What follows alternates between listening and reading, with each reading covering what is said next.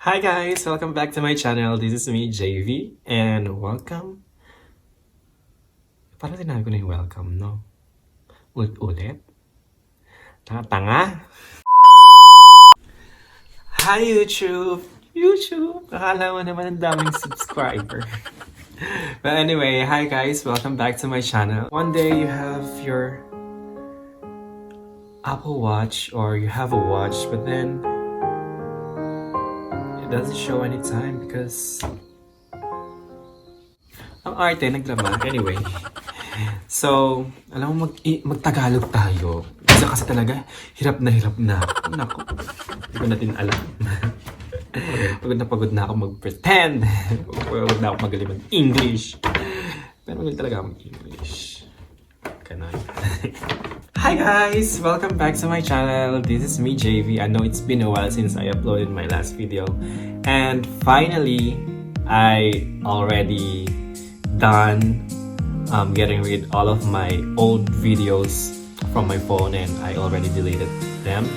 So yeah, this is a new content, this is a fresh start for me. And now, without further ado, I'm going to give you this unboxing of my first Apple Watch. Alright, this is my first Apple Watch. I'm really excited. No, I'm just kidding. I mean, yeah, this is really my first Apple Watch.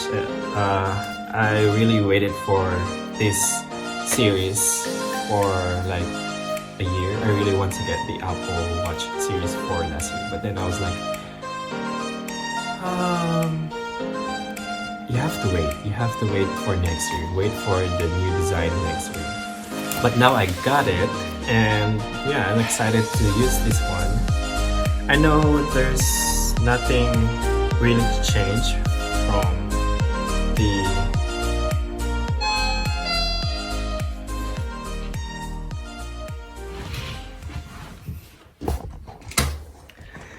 Diba? Ang hirap mag-vlog pag mga ganyan may mga kumakataw. Ang hirap. Diba? Tagal ko hinintay itong pagkakataon na to, pero may pa-spaghetti siya. Ay, mag-vlog ka na. Anyway. Ano ka ganyan? Wala namang naipopost. Kaya nga eh, paano puro kayo storbo? Oh my God. May pa-spaghetti ang kapitbahay. So anyway. So yeah, going back after that spaghetti from the kapitbahay. So, I got the Apple Watch Series 5 silver aluminum case with white sport band.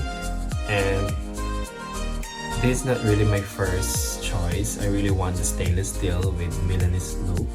But then, I was like, I don't want that visible scratch in the future. And also, the aluminum is much cheaper, so I got this one. So yeah, what else? What's new with this watch? I've been waiting for this for a year now from the Series 4 because what else? Ano bang pinagkaiba dito? Mag-English na tayo. Napapagod na rin talaga ako minsan. So, yun na nga. Ano bang pinagkaiba nito sa Series 4 and Series 5? Actually, ang pinagkaiba lang niya is the always-on retina display, which is you can just look and check your time or your watch without raising the wrist because of its always-on retina display. It's like you could just have a glance like that. So, yun. And what else? So, ano pa ba? What else? I think that's it. So yeah, let's just open this.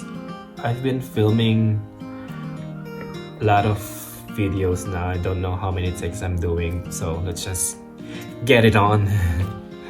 Kapagod na rin minsan mag-vlog. Mag-film ng vlog. Nakakatamad na minsan. Pero dahil ma-arty ako, diba? Kailangan perfect. Okay, let's go. Let's unbox this. So okay, this is the Apple Watch Series 5. And yeah, you can just pull this opening part of the box.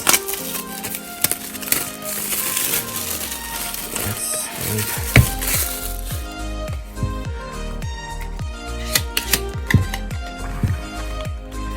and yeah, it's really nice. So of course they have two boxes.